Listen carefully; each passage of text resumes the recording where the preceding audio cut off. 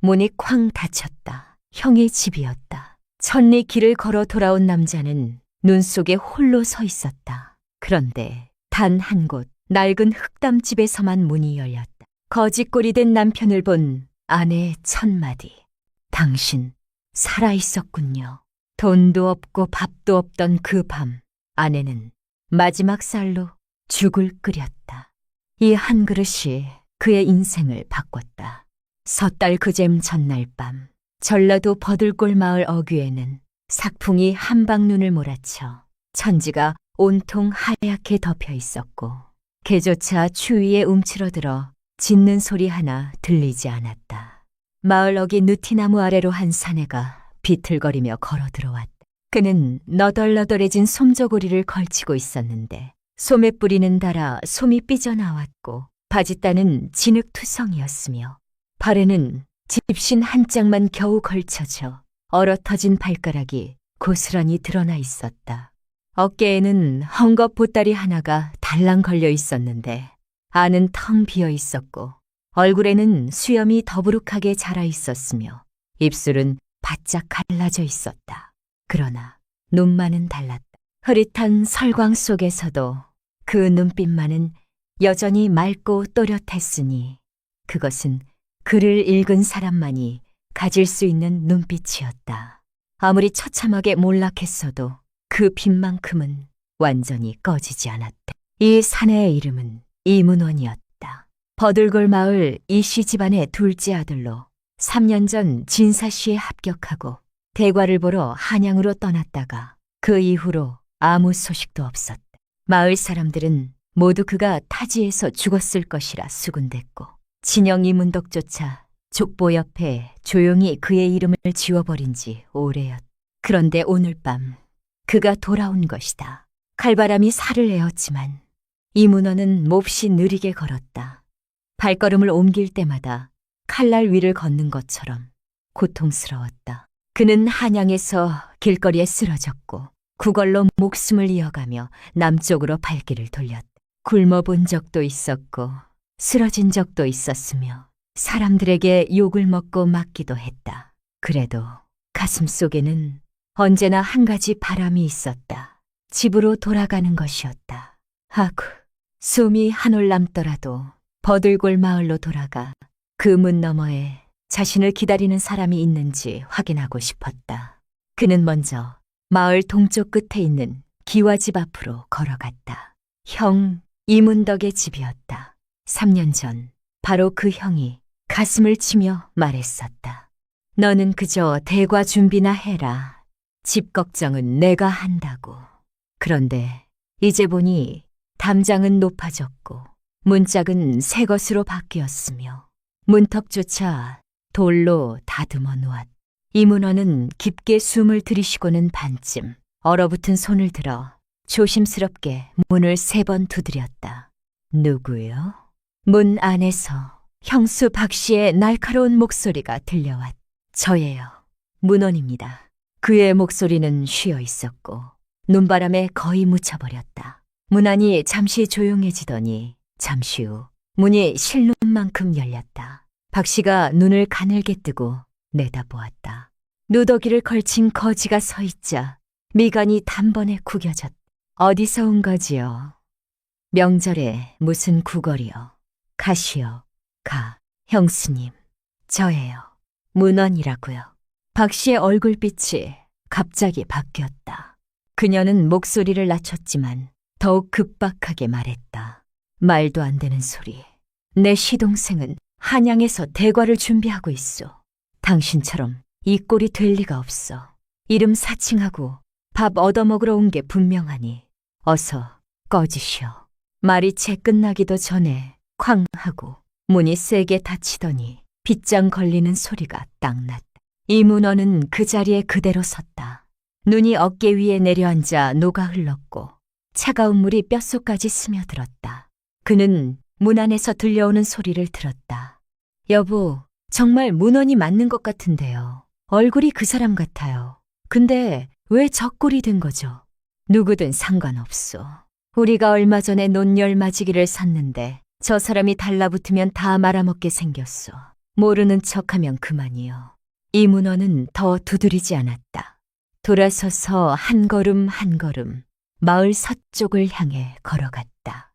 그곳에는 낮은 흙담집 3칸이 있었다. 담은 군데군데 떨어져 나가 있었고 지붕 곁짚은 바람에 한 귀퉁이가 뜯겨나가 낡은 거적으로 겨우 덮어놓았다. 자신의 집이었다. 문 앞에 서서 그는 망설였다. 3년이나 집을 비웠으니 아내 최연하는 이미 개가를 했을까? 어머니는 아직 살아계실까? 만약 이곳마저 문을 닫아버린다면 그 다음을 생각하기가 두려웠다. 그래도 손은 올라갔다. 삐걱거리는 목문을 가만히 두드렸다. 누구세요? 문 안에서 익숙하면서도 떨리는 목소리가 들려왔다. 여보, 나예요. 퍼뜩 문이 열리며 최 씨가 서 있었다. 손에는 삼끈 반토막을 쥐고 있었고 몸에는 얇고 낡아 색이 바랜 무명 저고리를 걸쳤으며 뺨은 추위에 빨갛게 물들어 있었다. 그런데 그 눈이 그를 보는 순간 단번에 눈물로 가득 찼다. 여보, 그녀의 목소리가 떨렸다. 두 손으로 그를 안으로 끌어당겼다. 하늘도 어두운데 당신 살아있었군요. 방 안은 어두웠다. 호롱불 하나가 깜박이고 있었다. 아랫목에는 몸이 말라붙은 노파 하나가 누워 있었는데 기척 소리를 듣고 힘겹게 눈을 떴다. 원아, 어머니? 이문호는 아랫목 앞에 엎드려 눈물을 쏟았다. 어머니는 아직 살아계셨다. 다만 병이 깊어 자리에 누운 것이었다. 최 씨는 아무 말도 하지 않고 붓두막 뒤에서 질그릇 항아리 하나를 꺼내 마지막 남은 거친 쌀 반 사발을 쏟아냈다. 물을 붓고 불을 지폈다. 아궁이에는 나뭇가지 몇 개밖에 없어 불꽃이 가물거렸다. 그녀는 쪼그리고 앉아 후후 불어댔다. 손가락이 얼어 굳어 있었지만 멈추지 않았다. 배가 많이 고프시죠? 그녀가 돌아보며 말했다. 눈에 가득 안쓰러움이 담겨 있었다. 제가 금방 끓일게요. 이문원이 고개를 젓. 쌀 낭비하지 말아요. 나는 따뜻한 물 한 모금만 마셔도 괜찮소. 무슨 말씀이에요? 최 씨의 눈시울이 붉어졌다. 첫얘기를 걸어 돌아오셨는데 맹물만 드시라고요. 쌀이 다 떨어지면 내일 아침 윤 할멈 댁에 가서 꿔오면 돼요. 어떻게든 버텨낼 수 있어요. 그래서 이문호는 자신의 솜저고리를 벗어 안감을 뜯어내더니 거기서 손뭉치를 꺼내 그녀의 품에 쥐어줬다. 이걸로 손이라도 좀 녹여요. 최 씨가 우두커니 그를 바라봤다. 저고리 안감을 뜯어버렸으니 그는 이 겨울을 어떻게 난단 말인가. 그녀가 입을 열려 하자 그가 먼저 말했다. 여보, 그런 말 말아요. 최 씨는 고개를 숙이고 솥을 저으며 말했다. 당신이 돌아온 것만으로도 충분해요. 저는 매일 빌었어요. 밤마다 마을 어귀를 바라봤어요. 혹시라도 당신이 못 돌아오면 어쩌나 하고. 그녀는 잠시 멈췄다. 목소리가 솜처럼 가라앉았다. 마을 사람들이 전부 당신이 죽었다고 했어요. 개가하라고들 했죠. 그때마다 저는 말했어요. 살았으면 반드시 돌아오고 죽었으면 뼈라도 보내줄 거라고. 당신이 살아있다면 꼭 돌아올 거라 믿었어요. 솥단의 물이 보글보글 끓기 시작했다. 죽냄새가 방 안에 번졌다. 이문호는 아내의 굽은 등을 바라보다가 문득 고개를 돌려 방 한 귀퉁이를 살폈다. 거기에는 팔다 남은 삼배 몇 필과 낡아빠진 물레 하나, 그리고 아내 머리에 꽂혀 있어야 할 나무 비녀가 닳고 닳아 반들반들해진 채 놓여 있었다. 죽이 다 됐어요. 최 씨가 한 사발을 퍼서 식히더니 그에게 건넸다. 자신은 쌀이 없는 묽은 미음을 조금 떠서 구석에 쪼그리고 앉아 조금씩 마셨다. 이문호는 사발을 두 손으로 감싸 쥐었다. 뜨거운 김이 눈을 적셨다. 그는 천천히 고개를 들어 아내를 바라봤다. 여보, 많이 배고팠소. 최 씨가 웃었다. 눈가에 아직 눈물이 마르지 않았는데 웃음이 피어났다. 배불리 드세요. 앞으로 우리 천천히 살아나가면 돼요. 밖에서는 눈이 더 세차게 내렸다. 바람이 낡은 문짝을 덜컹거렸다. 그러나 이 방 안에 깃든 온기를 몰아낼 수는 없었다. 마을 동쪽 이문덕 내외는 덧문 틈에 숨어 설이 낀 창호지 너머로 저 멀리 서쪽의 불빛 하나를 망연히 바라봤다. 둘 다 아무 말도 하지 않았다. 그들은 몰랐다. 이 밤에 어떤 집은 문을 걸어 잠그고 화를 피했으며 어떤 집은 문을 열어 남편을 들였다는 것을.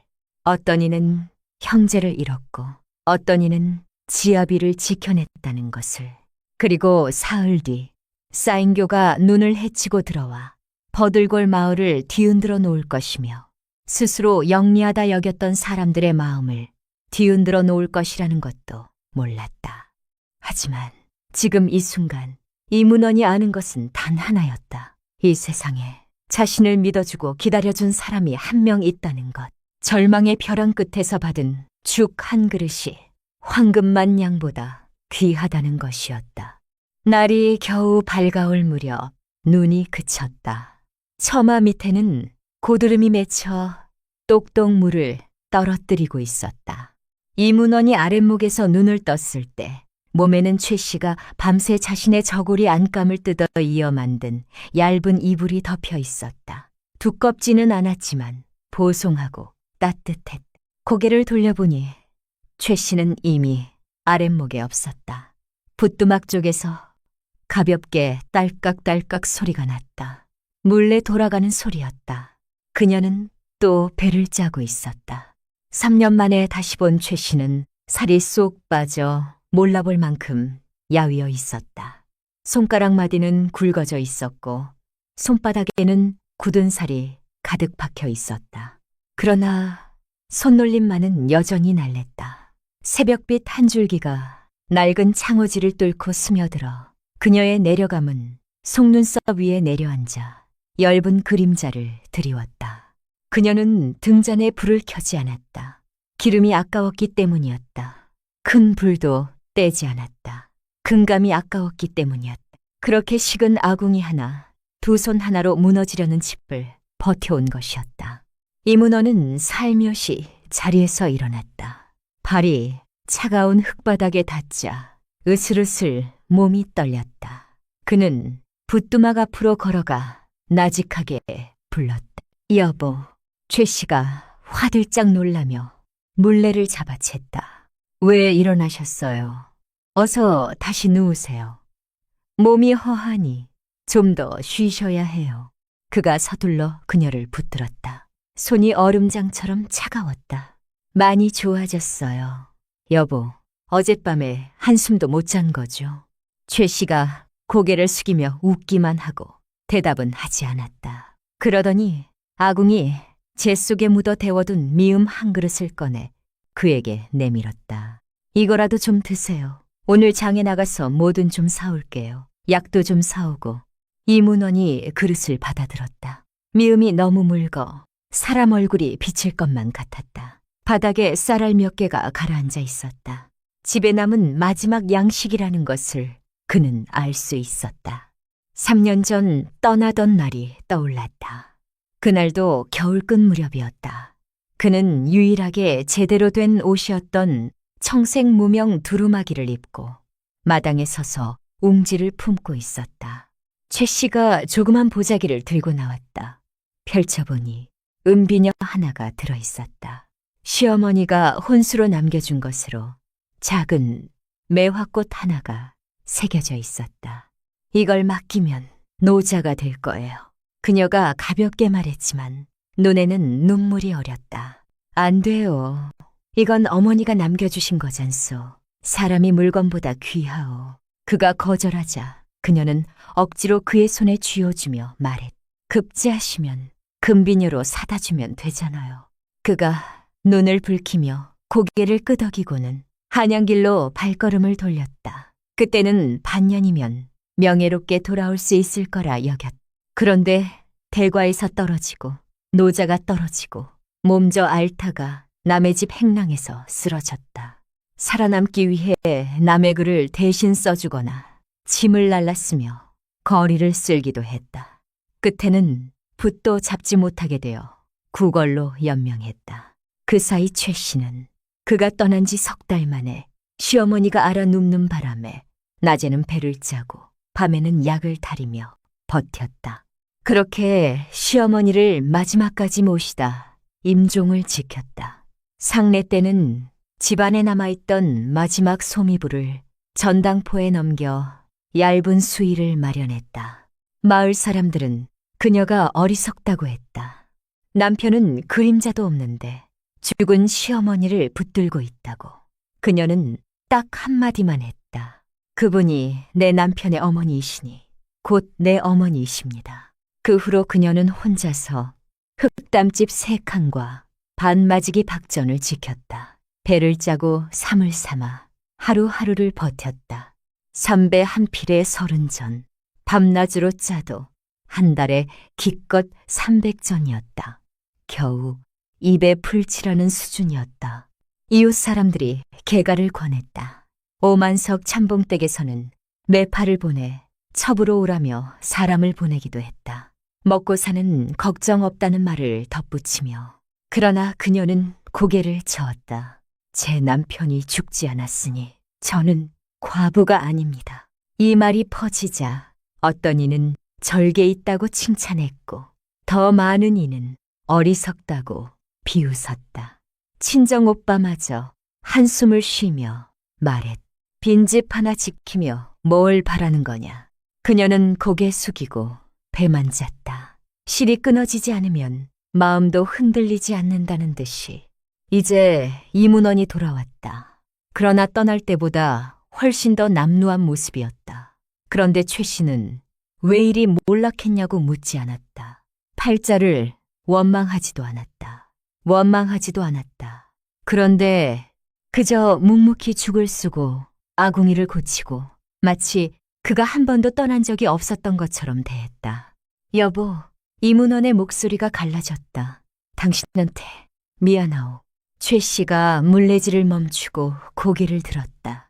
눈에 원망이라고는 없었다. 오직 안타까움만 있었다. 살아서 돌아오셨으면 그걸로 충분해요. 그 말을 하는 순간 문 밖에서 발소리가 들리더니 형수 박 씨의 날카로운 목소리가 울려왔다. 어머, 정말로 눌러 앉으셨네요. 이 집에 들어오면 귀신이 붙는다는데 겁도 없으시네요. 문이 열리며 박 씨가 들어왔다. 새로 지은 명주 솜저고리를 두르고 손에는 광주리를 들고 있었다. 얼굴엔 억지 웃음을 지었지만 눈빛은 이리저리 흔들렸다. 문헌이 왔다기에 보러 왔지요. 작은 것이지만 이거라도 쓰세요. 형수의 눈길이 방안을 훑었다. 식은 아궁이, 빈 밥그릇, 기운 이불, 입꼬리가 살짝 올라갔다. 박 씨가 광주리를 상위에 올려놓았다. 안에는 메밀묵 2모와 굵은 소금 한 봉지가 전부였다. 최 씨가 자리에서 일어났다. 형님 오셨어요. 앉으세요. 아니에요. 잠깐만. 이따 갈게요. 박 씨가 목소리를 낮췄다. 그런데 문헌이 이 꼴을 보니 혹시 한양에서 무슨 사고라도 쳤나요? 우리 이 씨 가문에 누가 되어선 안 되는데. 이 문헌은 눈을 내리깔고 아무 말도 하지 않았다. 최 씨가 담담하게 대답했다. 형님, 걱정 마세요. 제 남편은 결백합니다. 그저 병이 났다 회복한 것뿐이에요. 무슨 일이 생겨도 저희 둘이 감당할 테니 큰 댁에는 결코 누를 끼치지 않겠습니다. 박 씨가 멋쩍게 웃고는 뒤도 안 돌아보고 나가버렸다. 문이 닫히자 최 씨는 광주리를 열어보며 한숨을 내쉬었다. 달걀 하나도 아끼는구나. 이문원이 쓴 웃음을 지었다. 나한테 달라붙을까봐 두려운 거요. 달라붙다니요. 최 씨가 고개를 흔들었다. 우리는 손발이 성하니 남한테 기댈 일 없어요. 당신은 몸이나 추스르세요. 저 혼자라도 둘이 먹고 살 수 있어요. 오후가 되자 최 씨는 말려둔 삼배를 낡은 보자기에 싸서 장에내다 팔채비를 했다. 문을 나서려다 그녀는 잠시 멈춰섰다.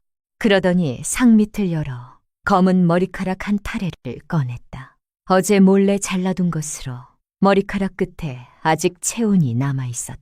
마을 아랫역 약방 주인이 은밀히 사들인다는 말을 들었던 것이었다. 머리카락 한 타래에 20전 정도는 받을 수 있었다. 이걸로 약값이 될 거예요. 그녀가 나직이 말했다. 이문호는 가슴이 뜨끔했다. 신체발부 수지부모라 하지 않던가. 여인이 머리카락을 자르는 것은 정말 어쩔 수 없는 극한 상황에서나 하는 일이었다. 그녀가 그런 지경에 이른 것이었다. 그가 그녀의 손목을 붙잡았다.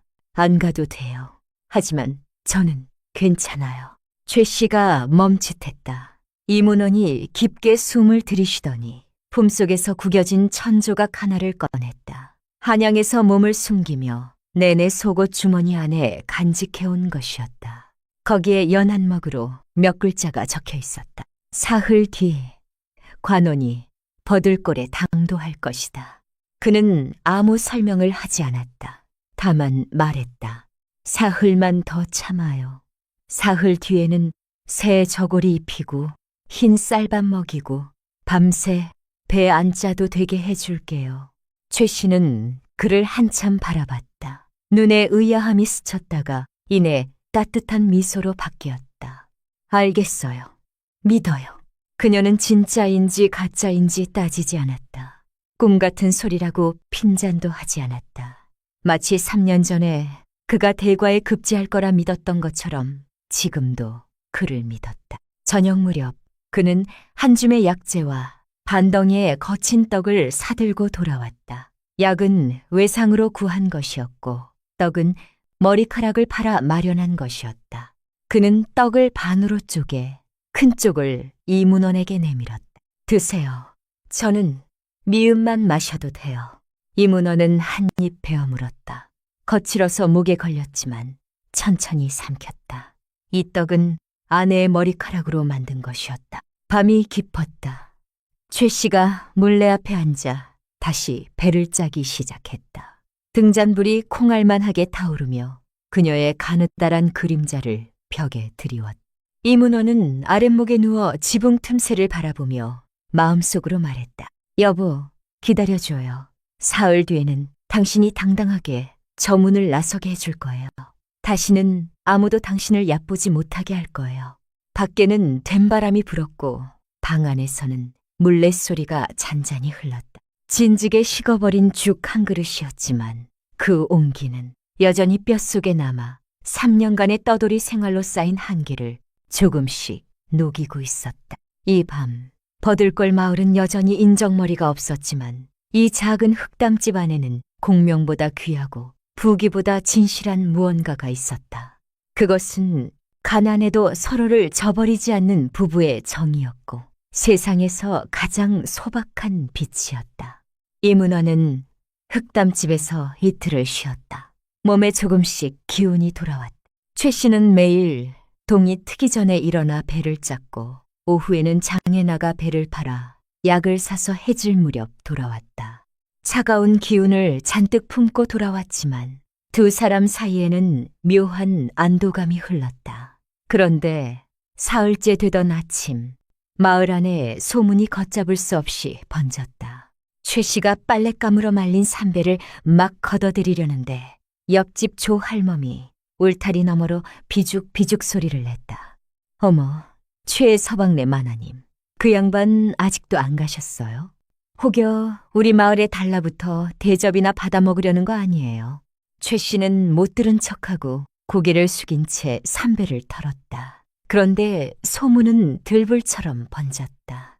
알고 보니 오만석 참봉의 아들 오병수가 며칠 전부터 최 씨에게 눈독을 들여 매파를 보냈다가 거절당하고 나서 분풀이로 뜬 소문을 퍼뜨린 것이었다. 이문호는 한양에서 주인집 돈을 훔치다 들켜 다리가 부러지도록 얻어맞고 쫓겨난 것이며 포졸들에게 쫓기는 몸이라는 것이었다. 심지어 어떤 이는 그가 밖에서 사람을 해쳤다느니 피가 묻은 손을 가졌다느니 하는 말까지 지어냈다. 그 소문을 들은 겁쟁이 아이들 몇이 그를 보면 냅다 멀리 돌아서 달아날 정도였다. 그날 오후 이문원이 마을 어기 약방에 빌린 약값을 갚으러 나갔다가 길 한복판에서 봉변을 당했다. 골목에서 반쯤 자란 아이들 서너시 달려나오더니 그에게 눈덩이를 던지며 소리쳤다. 거지 새끼, 도둑놈, 버들골에서 꺼져. 눈덩이가 그의 등에 철퍽 맞았다.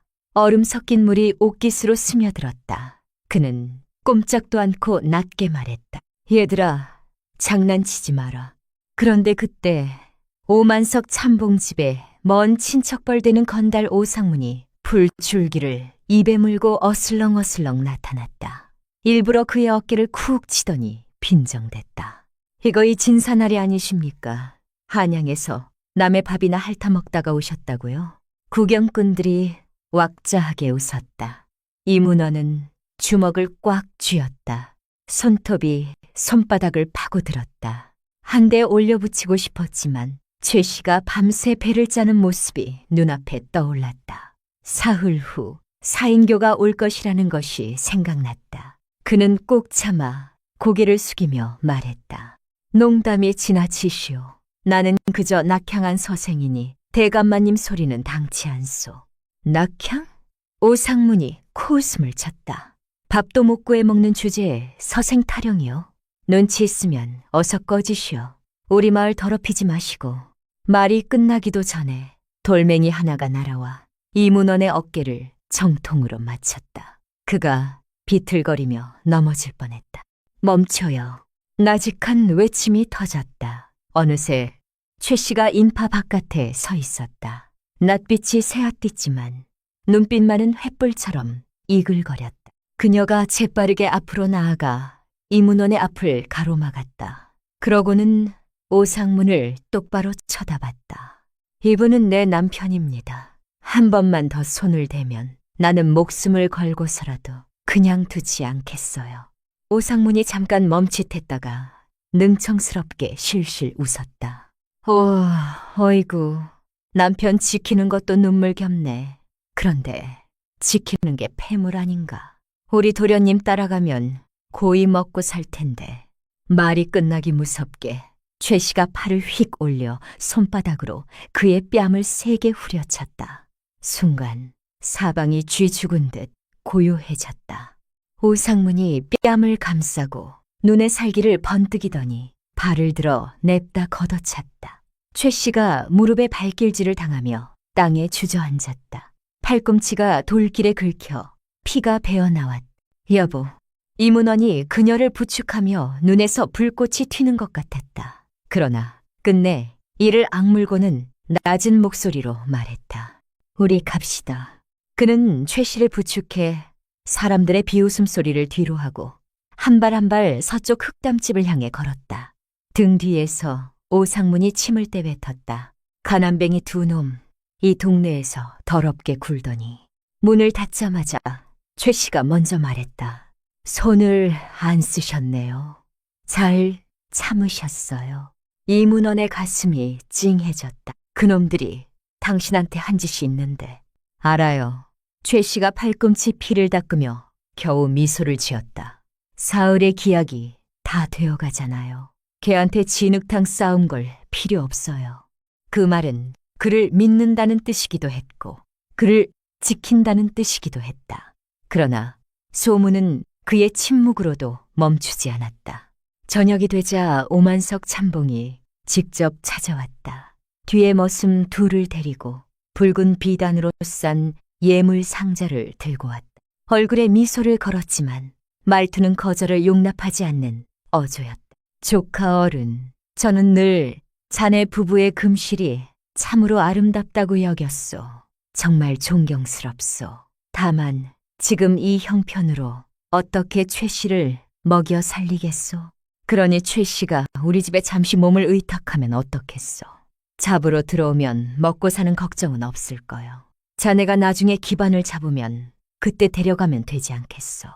이문원이 싸늘하게 그를 바라봤다. 고맙습니다만 내 아내는 팔지 않습니다. 내 집도 빌려드리지 않습니다. 오만석 참봉의 얼굴빛이 굳어졌다. 이문원, 이렇게 나오면 안 되지. 자네가 아직도 진사인 줄 아는 거요? 지금 온 마을이 자네를 도망자라고 아는데 내가 최 씨 안 봐서 진즉에 관가에 신고했어. 최 씨가 문 안에서 목소리를 가다듬어 또렷하게 말했다. 참봉 어르신, 돌아가 주십시오. 남편이 있는 한 저도 있습니다.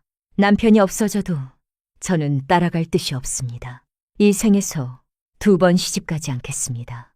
오만석 참봉이 소매를 뿌리치고 가면서 내뱉었다. 좋소. 2분 두고 보시오. 올 날이 있을 거요. 밤이 되어 바람이 또 일었다. 최 씨가 등잔 아래에서 이문원에 뜯어진 소매뿌리를 꿰매고 있었다. 손가락이 살짝 떨렸다. 낮에 발길질을 당한 무릎은 퍼렇게 멍이 들어 있었고 팔꿈치엔 딱지가 앉아 있었다. 그러나 그녀는 소리 하나 내지 않았다. 이문원이 아랫목 가장자리에 앉아 그녀의 옆벌구를 바라보았다. 가슴 안에서 무언가가 파도처럼 밀려왔다. 이런 치욕을 당해선 안 될 사람이었다. 자신이 이렇게 몰락하지 않았더라면 그녀가 이런 꼴을 당했겠느냐. 여보, 그가 조용히 불렀다. 내가 영원히 이 꼴로 살더라도 당신은 후회하지 않겠소? 최 씨가 바느질을 멈추고 고개를 들었다. 눈에 망설임이 없었다. 당신이 한양 떠나기 전에 제가 뭐라고 했는지 기억하세요? 이문호는 기억했다. 그녀가 말했었다. 공명과 부귀는 다 헛것이니 부디 무사히 돌아오기만 해달라고. 지금도 그리 생각하오. 지금은 더욱 그렇게 생각해요. 그녀가 방긋 웃었다. 눈가에 잔주름이 잡혔지만 예전과 다름없이 따뜻했다. 당신이 돌아왔으니 그것이 제 복이에요. 남들이 뭐라 하든 상관없어요. 이문호는 목이 메어 말을 잇지 못했다. 창밖에는 달빛이 싸늘하게 쏟아졌다. 동쪽 이문덕의 집은 등불이 환하게 켜진 채 화롯가에서 고기를 굽는 소리가 들려왔다. 서쪽 흑담집에서는 등잔 하나가 흔들렸다. 2 사람은 아무 말도 없었지만 그것이 어떤 말보다 진했다. 그런데 이 세상은 기어이 약자를 가만 내버려 두지 않는 법이었다. 이튿날 아침 마을에 갑자기 소식이 전해졌다. 가명에서 방을 붙였는데 인근 고을의 세원님이 곧 암행으로 민심을 살피러 온다는 것이었다. 마을 사람들이 웅성거렸다. 한양에서 내려온 대감이라 하는 이도 있었고 암행어사 문화라 하는 이도 있었다. 오만석 참봉은 소식을 듣자마자 향리 유지들을 불러 모았다. 세원님이 우리 마을을 거쳐 가신다면 순박하고 선량한 마을 인심을 보여드려야 하오. 거지나 미친 자, 행패 부리는 자는 모두 내쫓으시오. 마을이 끝나기도 전에 사람들의 시선이 일제히 마을 서쪽을 향했다.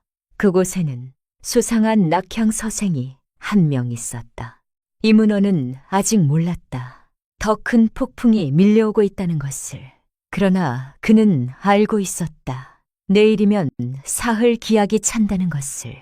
관원에 쌓인교가 온다는 것을. 지금은 마지막 하루의 칼바람을 버텨내야 한다는 것을. 진정한 존엄이란 입으로 다투는 것이 아니라 운명이 뒤집히는 순간 자신을 밟았던 자들이 스스로 무릎을 꿇게 하는 것임을 그는 잘 알고 있었다. 사흘째 되던 아침, 하늘이 겨우 밝아오는데 버들골 마을은 이미 부산하게 돌아가고 있었다. 마을 이정이 집집마다 문을 두드려 마당을 쓸고 집 안팎을 정돈하라 했고 떠돌이나 나그네를 들이면 안 된다고 입을 닦았다. 오만석 참봉은 마름들을 시켜 마을 어귀에 검문을 세웠다. 온 매무새가 허름한 자는 모조리 쫓아냈다. 살얼음 걷는 듯한 긴장감이 흘렀다. 어젯밤 빠른 파발이 다녀갔으니 세원님이 오늘 암행으로 이 마을을 지난다는 것이었다. 마을 사람들이 길가에 늘어서 목을 빼고 기다리며 수군거렸다.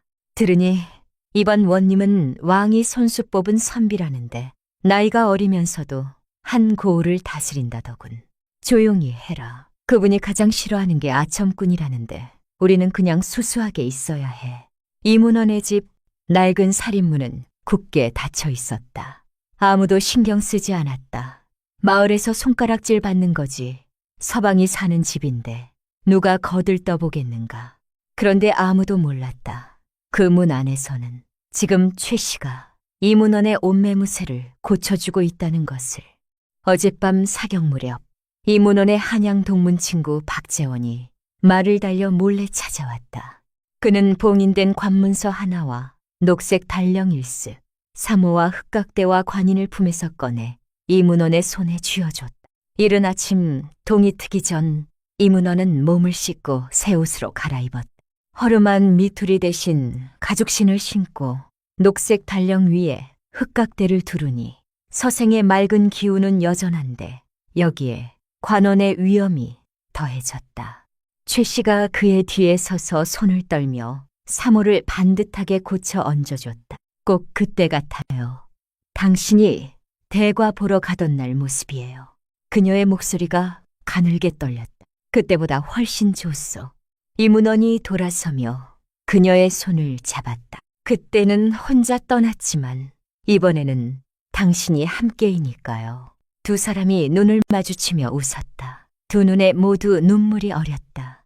아침 묘시 무렵 마을 동쪽에서 나각 소리가 울려 퍼졌다. 온다, 온다. 인파가 술렁였다. 포졸 여럿이 앞을 열며 숙정, 물러거라 패를 들고 일사불란하게 걸어왔다. 그 뒤로 주칠 사인교 하나가 천천히 들어왔다. 발이 반쯤 거쳐 있어 안에 단정히 앉은 사람이 어렴풋이 보였다. 녹색 달령을 입고 인물이 수려했다. 온 마을 어른아이 할 것 없이 일제히 엎드렸다. 원님 납시오. 가마가 마을 가운데 이씨 종중 사당 앞에 이르러 멈췄다. 발이 걷어 올려졌다. 이문원이 천천히 가마에서 내려섰다. 햇빛이 그의 녹색 달령 위에 쏟아졌다. 그는 엎드린 사람들을 천천히 훑어보다가 먼저 종중 사당 앞에 나아가 망배를 올렸다. 허리를 깊이 굽혀 조상께 예를 다하고 일어선 그가 엎드린 사람들을 향해 입을 열었다. 다케르 본관 이문원, 버들골 마을 사람입니다. 그의 목소리는 크지 않았지만 한 글자 한 글자 또렷했다. 오늘 고향에 돌아와 먼저 선조께 망배 올렸습니다. 사방이 죽은 듯 고요해졌다. 오만석 참봉이 맨 먼저 고개를 들었다. 그 얼굴을 알아보는 순간 벼락이라도 맞은 것처럼 낯빛이 하얗게 질렸다. 이문원이라고. 그 거지가 어떻게 이럴 수가. 인파가 술렁이기 시작했다. 어떤 이는 눈을 비볐고 어떤 이는 뒤로 물러섰으며 더 많은 이는 고개를 들지도 못했다. 이문덕 내외는 인파 맨 뒤에 숨어 있다가 온몸이 사시나무 떨듯 했다. 박 씨는 다리에 힘이 풀려 그대로 땅바닥에 주저앉았다. 그 자리에 오로지 최 씨만이 자기 집 살인문 앞에 서서 엎드리지도 절하지도 않은 채 그저 조용히 그를 바라봤다. 눈에는 눈물이 맺혀 있었고 입가에는 미소가 번지고 있었다. 이문원이 포졸들에게 말했다. 마님을 가마에 모셔라. 마당이 발칵 뒤집혔다. 마님, 어느 마님 말씀이신가요? 설마 최 씨?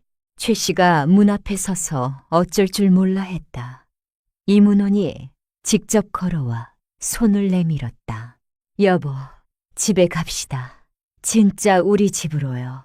그녀는 잠시 멈췄다가 천천히 그의 손 위에 손을 얹었다. 그 순간 3년간의 억울함, 밤낮의 고됨, 말 못할 서러움이 모두 눈물 한 방울로 뭉쳐 볼을 타고 흘렀다. 포졸들이 붉은 자리를 펼쳤다. 최 씨가 발판을 밟고 천천히 사인교에 올랐다. 거친 무명 치마 저고리와 주칠 사인교가 극명하게 대비되었지만 아무도 비웃지 않았다. 그저 모두 숨을 죽이고 바라볼 따름이었다. 오만석 참봉이 정신을 차리고 서둘러 가마 앞에 엎드려 이마가 땅에 닿도록 머리를 조아렸다. 원님, 소인이 눈이 어두웠습니다. 마님께 큰 죄를 지었사오니 죽여주십시오. 그의 아들 오병수도 옆에 납작 엎드려 흙빛이 된 얼굴로 벌벌 떨었다. 이문원이 그를 내려다보며 담담하게 말했다. 오 참봉, 기억하오? 그대가 내 아내를 첩으로 드리겠다며 매파를 보냈었지. 오만석 참봉의 혼이 나갈 뻔했다. 소인이 망언을 했습니다. 죽어 마땅합니다. 살려주십시오. 본관은 사사로운 원한을 따지지 않겠소. 이문원의 목소리는 차분했다. 다만 이후로 다시 한번 양민을 들볶거나 남의 아내를 겁박하는 일이 있으면 법도대로 다스릴 것이오. 예. 다시는 그런 짓 안 하겠습니다. 오만석 참봉은 연신 머리를 조아렸다. 이마가 땅에 닿도록. 이문호는 더 이상 그를 보지 않고 엎드린 마을 사람들을 향해 말했다. 여러분, 저는 관원이 되었어도 버들골 사람입니다. 이후 억울한 일이 있으면 고을 관아에 와서 북을 치시오. 본관이 이 자리에서 맹세하겠습니다. 한 그릇 죽이 있으면 반 그릇은 홀로 된 노인과 고아에게 나누어 주겠소. 한 치의 땅이라도 있으면 한방 백성을 보살피는 데 쓰겠소. 엎드린 사람들이 일제히 외쳤다. 원님, 만세. 그때 이문덕 내외가 인파를 해치고 앞으로 나왔다. 두 사람이 땅에 주저앉아 엎드렸다. 박씨가 눈물 콧물을 흘리며 울부짖었다. 문원아, 아니 원님, 형수가 눈이 멀었습니다. 때리든 꾸짖든 다 하셔도 됩니다. 부디 형님만은 원망하지 말아주세요. 이문덕 역시 엎드려 목소리가 갈라졌다. 아우야, 네가 나를 미워해도 할 말이 없다. 형으로서 부끄럽다. 그냥 형제의 정만 끊지 말아다오. 이문원이 내려와 두 사람을 직접 부축했다. 형님, 형수님, 일어나세요. 두 사람이 감히 움직이지 못했다. 저는 두 분을 미워한 적이 없어요. 그의 목소리는 가라앉았지만 또렷했다. 인정에 따라 움직이는 것이 백성의 자연스러운 마음이고 이득을 쫒아 위기를 피하는 것이 사람의 본능이요. 두 분이 달라붙을까 두려웠던 것은 이해하오. 다만 이해한다고 해서 그것이 마땅한 일이라는 뜻은 아니요. 이문덕이 고개를 들지 못했다. 이 말이 어떤 꾸짖음보다 뼈아팠기 때문이었다. 행렬이 출발했다. 나각 소리가 다시 울렸다. 마을 사람들이 도열에 배웅했다. 눈빛은 경외로 가득 차 있었다.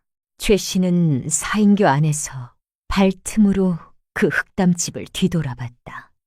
여전히 낡고 허름했지만 더는 비루하지 않았다. 오늘부터 버들골 마을 그 어느 누구도 낙향한 서생을 함부로 업신여길 수 없게 되었다는 것을 그녀는 알았다.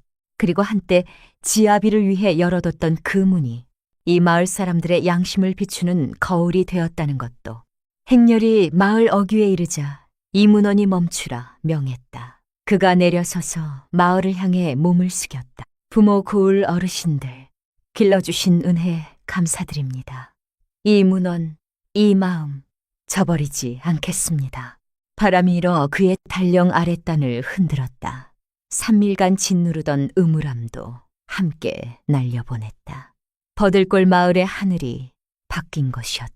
행렬이 마을을 떠난 지 사흘 뒤 이문원은 고향에 내려와 성묘를 하고 문중 기강을 바로잡겠다는 핑계를 대고 하루 말미를 얻어 버들골에 집안 잔치를 베풀었다. 소식이 전해지자 마을이 다시 발칵 뒤집혔다. 오만석 참봉은 밤새 통돼지와 통양을 보내왔고 이문덕 내외는 동이 트기 전에 마당을 쓸고 새 옷을 차려입고 조마조마하게 기다렸다.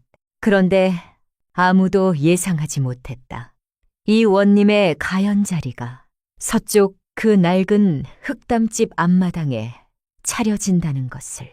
마당에는 거친 나무 평상 8개가 놓였다. 각 상 위에는 맑은 죽 한 그릇, 깍두기 한 접시, 막걸리 한 주전자가 전부였다. 마을 사람들이 서로 얼굴만 쳐다보며 감히 자리에 앉지 못했다. 4시 정각, 이문원이 최 씨와 함께 천천히 나왔다. 그는 단령 차림이었지만 사모는 쓰지 않았다. 최 씨 역시 소색무명 치마 저고리를 입었다. 다만 머리에는 새로 만든 은매화 비녀 하나가 꽂혀 있었다. 첫 달 녹봉을 받아 장에서 사온 것으로 그가 예전에 전당 잡혔던 것과 같은 문양이었다. 어서들 앉으시오. 이문원의 목소리가 따뜻했다. 오늘은 관가잔치가 아니라 집안잔치요. 이문원은 버들골의 자식이니 고향 어르신들을 모시고 거친 밥 한 끼를 나누며 정담을 나누고자 하오. 사람들이 그제야 쭈뼛거리며 자리에 앉았다. 이문원이 직접 죽 한 그릇을 들고 돌층계에 올라서서 자리를 둘러봤다. 시선이 이문덕 내외에게 닿았다가 다시 모두에게로 흘렀다. 3년 전 저는 눈 내리는 밤에 고향으로 돌아와 형님의 문을 두드렸지만 아무도 열어주지 않았어. 그리고 제 집 문을 두드렸을 때 아내가 문을 열어 죽을 끓여 주었어. 그 죽은 묽었지만 만냥보다 값졌어. 그가 사방을 천천히 둘러봤다. 오늘 이 죽은 그날 밤과 같은 쌀에 같은 물로 끓인 것이요. 다만 하나가 더 들었어. 그것은 사람의 마음이요. 박 씨가 이미 눈물을 쏟으며 털썩 무릎을 꿇었다.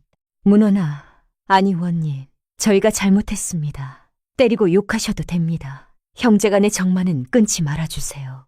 그녀가 이마가 닳도록 조아렸다. 이문덕도 무릎을 꿇어 목소리가 갈라졌다. 아우야, 형이 부끄럽다. 뭐라고 할 말이 없구나. 이문원이 층계를 내려와 두 사람을 직접 부축했다. 형님, 형수님, 일어나세요. 두 사람이 감히 움직이지 못하자 그가 다시 말했다. 저는 두 분을 미워한 적이 없소이다. 이 말이 나오자 잔치 자리 전체가 놀랐다. 모두가 당연히 당중에서 형수를 망신 줄 거라 여겼는데 이렇게 너그러울 줄이야. 다만 이해한다고 해서 그것이 옳다는 뜻은 아니오. 이문원의 말이 이어졌다. 오늘 이 잔치를 베푼 것은 복수를 하기 위해서가 아니오. 그날 그 문 밖에서 돌려세운 것이 그저 거지가 아니라 피를 나눈 형제라는 것을, 그리고 빈집이나 지키는 어리석은 여인이라고들 했던 사람이 사실은 진정으로 이씨 가문의 문풍을 지켜온 사람이라는 것을 여러분이 직접 보고 알기를 바라는 것이오. 최 씨가 곁에 서서 눈시울을 붉혔지만 끝내 울지 않았다. 이문원이 몸을 돌려 아궁이에서 거친 사기 대접 하나를 집어들었다. 안에는 맑은 물이 가득 담겨 있었다. 그가 그것을 높이 들자 햇빛이 물속을 통과하며 맑은 빗살을 만들어냈다. 이 물은 아무 맛도 없소. 그러나 사람을 비추어. 그가 말했다. 바라건대 오늘 이후 모든 분이 사람을 대할 때 이 맑은 물처럼 대해 주시오.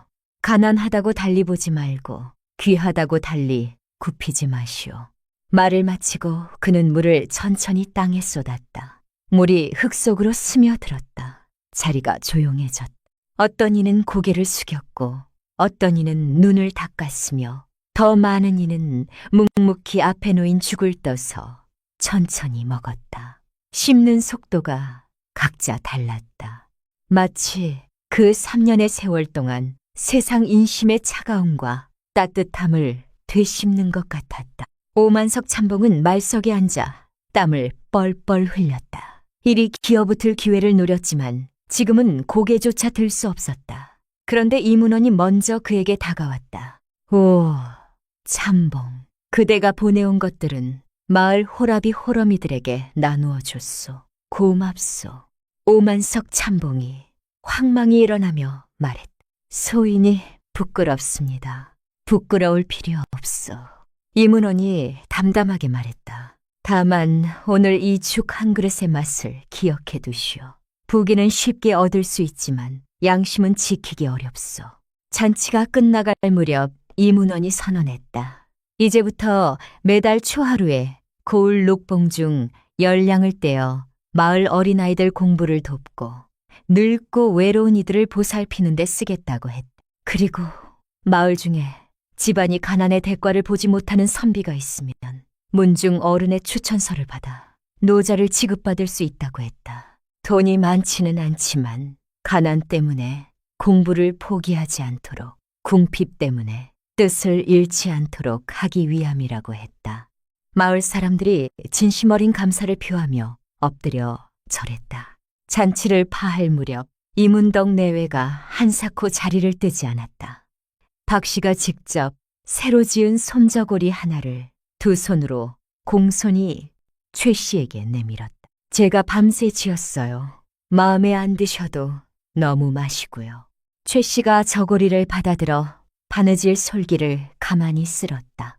부드러운 목소리가 흘러나왔다. 형수님 손재주가 저보다 훨씬 좋네요.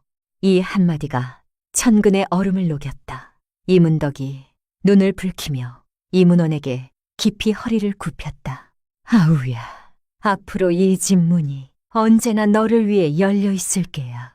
이문원이 고개를 끄덕였다. 알겠습니다, 형님. 저녁 노을이 흙담집 마당에 붉게 내려앉았다. 그릇과 젓가락은 이미 치워졌고 죽냄새만 은은하게 남아있었다. 마을 사람들이 삼삼오오 돌아갔다. 올 때보다 발걸음이 한결 가벼워 보였다. 마치 오랫동안 짊어지고 있던 무언가를 내려놓은 것처럼 최 씨가 마지막 그릇을 설거지하며 나직이 물었다. 정말 저 사람들이 원망스럽지 않으세요? 이문원이 멀리 연기가 피어오르는 굴뚝을 바라보며 말했다. 원망한들 무엇하겠소. 저들이 스스로 부끄러움을 느끼는 것이 내가 벌을 내리는 것보다 더 아프다오. 잠시 멈췄다가 그녀의 손을 잡으며 말했다. 게다가 내게는 당신이 있어. 그것만으로도 충분히 운이 좋은 사람이요. 그 외의 사람들은 그저 지나가는 인연일 뿐이요. 밤이 내려앉으며 등잔이 다시 켜졌다. 이 밤 흑담집은 여전히 허름했지만 더는 스산하지 않았다. 문 안에 빛이 있었고 마음 안에 의리가 있었으며 세상에는 보응이 있었다. 이후 이문호는 사랑채 안쪽 벽에 손수 쓴 현판 하나를 걸었다. 후덕이라는 두 글자였다. 화려한 장식도 없이 먹으로만 쓴 것이었지만 최 씨는 그 앞에 서서 한참을 바라봤다. 이문호는 임지 고을로 떠난 뒤에도 수시로 사람을 시켜 버들골에 쌀을 보냈고 은을 내어 서당을 수리했으며 마을 공동 창고를 지었다. 마을 분위기가 슬며시 바뀌었다. 다시는 가난한 이를 깔보는 자가 없었고 떠돌이 나그네가 지나가면 따뜻한 국 한 그릇을 내어주는 이가 생겨났다. 최 씨는 조정에서 표창을 받은 뒤에도 날마다 배를 짰다. 어떤 이가 물었다. 마님 같으신 분이 이제 왜 이런 고생을 하십니까? 그녀는 그저 웃으며 대답했다. 손이 익었으니 마음도 편하네요. 근본을 잊지 말아야죠. 여러 해가 지난 어느 눈 내리는 밤 옷이 얇은 부부 하나가 이 시집 살인문을 두드렸다. 문이 열리자 이제 중년이 된 최 씨가 직접 나와 맞이했다. 이들이 어디서 왔는지 묻고 나서 먼저 뜨거운 죽을 한 그릇 떠왔다. 그 안악이 눈물을 흘리며 말했다. 저희는 그냥 지나가다 밥 한 끼를 얻으러 들렀습니다. 안으로 드세요. 최 씨가 나직이 말했다. 날이 추우니 아이 얼리지 마세요. 문이 그들의 등 뒤에서 사르르 닫혔다. 처마 및 등롱이 흔들렸다. 그 불빛이 사랑채 안쪽에 걸린 현판 두 글자를 은은하게 비추었다. 후덕. 바람이 버드나무 가지를 스쳐 지나갔다. 묵은 숲속은 서서히 가시고 새바람이 천천히 밀려왔다. 그리고 언제나 열려있던 그 문은 버들골에서 가장 따뜻한 이야기로 사람들 입에서 입으로 전해 내려왔다.